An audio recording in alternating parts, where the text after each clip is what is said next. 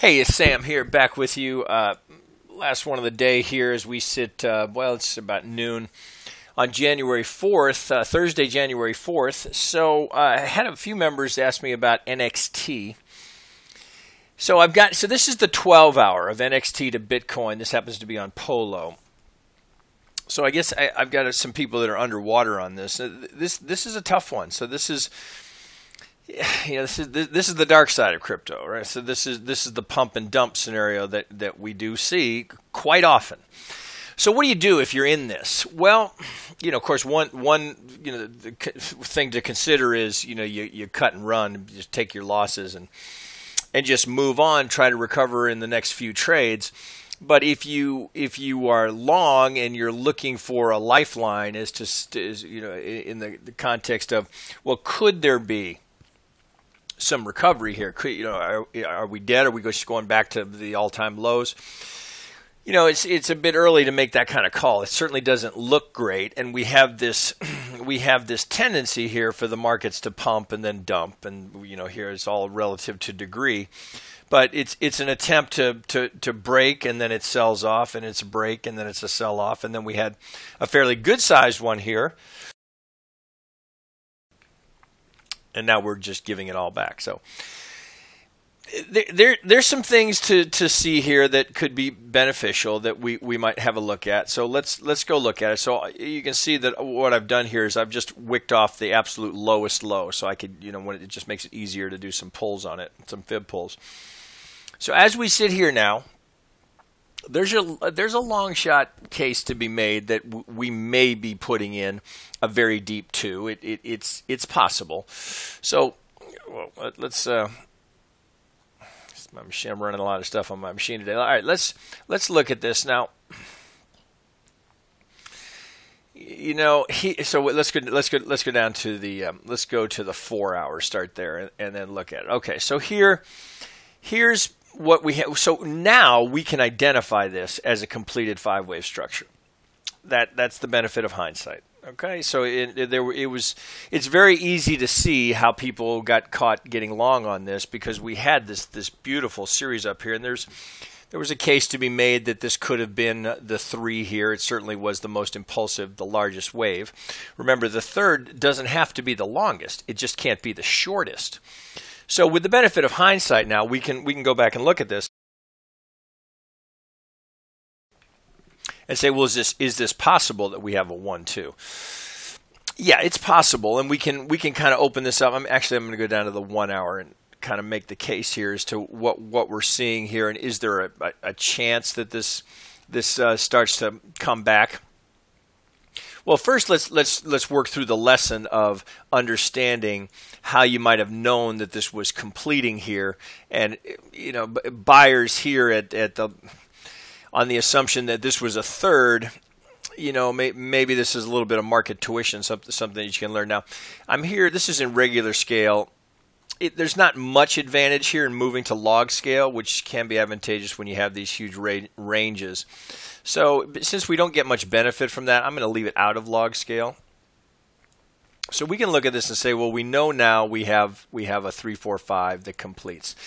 So working through this, this is this was the tell, right? So this was the tell that we had a 3, 4. So because of the depth of this, I suppose you could make the case that you may have had a 1, 2 because look how deep that is. So if I measure that from this swing low, which was the last low before it went up,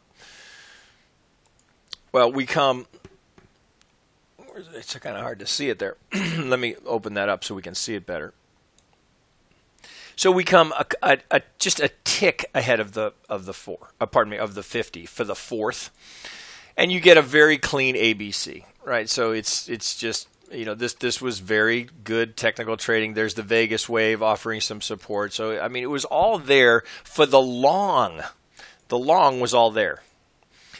And this is what can happen, when you're chasing something. So you've got all the ingredients there for a nice long, right? I mean, it's just classic algo action. So there, it's a front run by a few ticks off of the 50. There's the Vegas wave to offer the support, and then look at the reaction that you get from that. So it's just it's literally perfect. We get a 3-wave A, a 3-wave B, then rip down into the C. So we get just absolutely classic Elliott wave trading.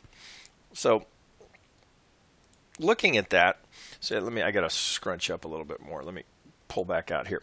Okay, so if we have a 1-2, then we come down here, we get the perfect, just an absolutely perfect fourth. Now, whether or not you were trading, so here's a case where you could have just been an algo trader saying, okay, well, I don't deal with Elliott wave. I'm just going to work from this pivot. I got a pivot low. I got a pivot high. I know algos are likely to be buyers at the 50, so I'm going to front run a few off the 50, and we're going to take it up. Here's my first target, rips right through the second. Here's an extreme. Here's the absolute extreme up here at the -618. So here was there was your first place to be taking some profit. That's just when you see that kind of action. When you see this, right, this kind of response off of the 50, come on, guys, that's just an algo tell. They're there, and then you see this reaction here at the -23.6. If you're not going to, because this certainly could have been this. You certainly had the potential. That has much better structure, right? But in crypto, it's easy to get greedy. So I guess the lesson here is when you see that, take a partial. When you see that reaction, algos are selling there. That's why you get that pivot, this hesitation. We pull down, and then we do go up again. So if you took a partial there, one, you've had a nice trade. Two, you've reduced some risk. It depends on how conservative you are as to where you might have moved your stop. But if you caught this to here, good trade. Congratulations. Take some and bank some. Now, what are you doing with your stop? Well, you could move it to break even. Not unreasonable if you want to give it plenty of room to run. I'd be more inclined to move it up a little bit so I don't give all of it back, so I take a profit off of every bit of the trade rather than going to break even on the entry. So I can see here I get a 1, 2, 3. Now that's deep. So this rip up. I understand that the thinking, particularly if you're not familiar with Elliott wave, as to how you might think, oh man, this is just mooning, and we had the fork, that happened. There's a lot of froth going into the fork. The fork happens, and then there's the sell-off. So now looking at that, it becomes a question of, well, do we have a completed 5-wave? Is this the right count? Well, we can see here that given that, clearly this structure is complete now, but we haven't gone down. We haven't gone all the way. We've taken out this. Well, we've come just a few ticks from this too low. So I suppose you could make the case that we're back to some level of support. This trend line seems to be offering a little bit of support as we bump. I would be concerned if we broke that too much. So we can start to qualify these pivots. So this is something I did notice that it's worth doing this. Again, the idea is, so why go back? It's the point is to qualify your pivot. So if that's my 1 and that's my 2, well, take a look here.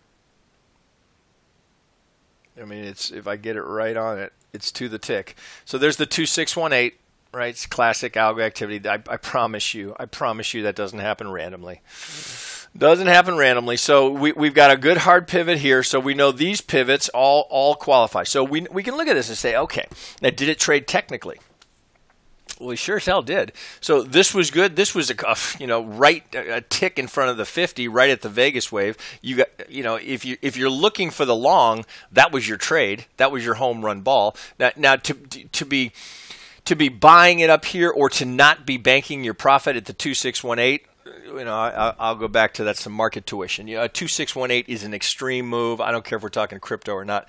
That's some place where at the very least you got to tighten up your stop, because it's rare that markets go beyond that relative to prior swings. Not that it doesn't happen, and in crypto, it's a whole new ball game here. But at the very least, at a 2618, tighten your stops. Now, if you were a buyer as this thing started to retrace, I can understand that thinking. I wasn't really watching this, but I, have some members that are in it that were buyers here. So you could make the case that, okay, well, if that was my one wave, because I'm learning some Elliott wave and I see that, hey, I completed here. Well, now I'm going to pull from my low, my absolute low, because I've got a completed 5 wave. I know I've got a good pivot up here. It went to the 2618 to the tick.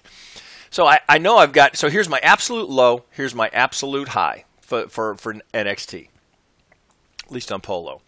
Well, where do we go? To the 786 to the tick. So from the 2618 to the 786 to the tick. Again, technical trading. So this, if you were going to be a buyer, if you were looking for the places to be a buyer, so here, I mean, you could make that case that there was a reasonable place to be getting long here as we came down to the 50 and you got a little reaction. But, that's why, you got to be conscious of where it's been and where it could go. So if you were a buyer here at the 50, this actually, I'm glad we're doing this. This is a good example here.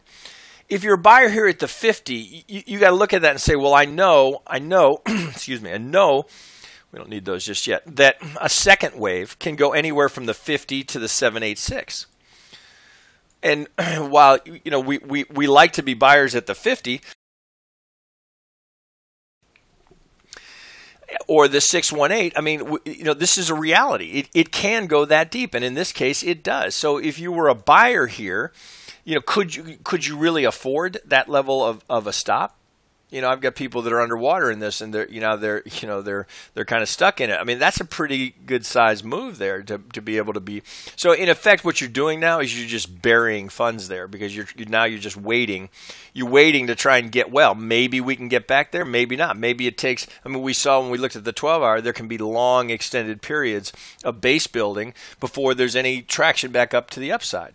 So that's a pretty. I would never. Personally, I wouldn't do it. I wouldn't give a stop that much room because I don't want to take the hit. I'd much rather. I mean, the maximum I would give that is here on the other side of the 65, and even that. So if I'm going to take a trade with that much range, with that much potential to retrace. I mean, interestingly, here we bounce right at the 1, but when that breaks, bad sign for bulls. So, I mean, I suppose if you're still long. There certainly is upside there. I mean, if this is a 1-2, well, your algo target off that 786 is up here at the negative 23.6. And if you go up to 100% of it, well, there's a whole lot of upside. But this is kind of a good lesson here of why you just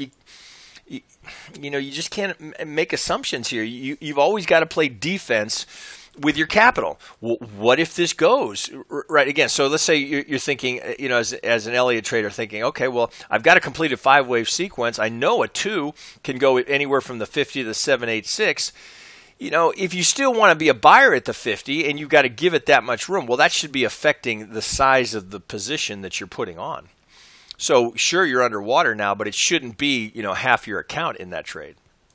If you did, then you're learning a hard lesson, right? So, I mean, it's always a function of, are you going to trade technically? Are you going to trade where the market could go and maintain a bullish count here? Are you going to trade your wallet? What's going to define the amount of risk that you're going to take? For me, I wouldn't go below the 65 because if it's going to take that out, I don't want to be in the trade anymore. I want to wait and see until I get better evidence of what exactly is happening here, because that's one hell of a deep retracement. Now, this is so the fact that we go here, so still trading technically. So what's happening now? Well, we have no way of really getting a handle on this. It would appear that we have an attempt here. So if I open this up, that's it's hard not to call that an ABC, but look, so the scale of the A wave is so extreme in giving that back that's unlikely to be a B wave by itself. So if I pull back out, that wouldn't make any sense, right? As a B wave, as an A and a B. I mean, anything's possible, but that's not a good sign as a completed B wave. I'm just kind of checking here. This looks Kind of interesting to me. So we didn't quite get the 50 here, but so now here we're at the negative 618, and we seem to be basing here. So if you're long, you're going to have a long wait. So potentially here, you have just an A and then some sort of a B, but you could have A, B, C. You're looking for your best case if you're just trying to get well here is find a place that's a reasonable entry. Well, you're going to have to deal with the 50 on the way back up. First, you got to get on the other side of the Vegas wave. That's the first thing you have to do, and then there's nothing that says this couldn't just continue to drop down, to new lows. I mean, it seems like a good project. It's not without. I mean, it's good on the CoinGecko scale. I mean, this is a major crypto. It's got a pretty good held over from the last one. I mean, it's not a bad project. Our market cap has changed a bit. So we're at 627 million for market cap, but we're still at 61 on the CoinGecko scale. I mean, this is an active project. I mean, so there's a fork. That's what can happen. So the thing has just been really buried here. Oh, shit! Now I got to find it.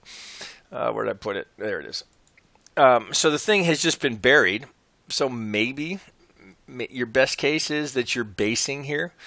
But that's gonna take some renewed interest to get back into this. So people that took some profit, a lot of times it's just they move on to the next coin. So if you're there, well, you've buried some coins there for a while and you've buried some buying power. So it's just a question of are you willing to just sit patiently? You've now become a long-term holder. Are you willing to sit and hold for the possibility that this pushes back up and at least we go up and we challenge the 50% on the way back up?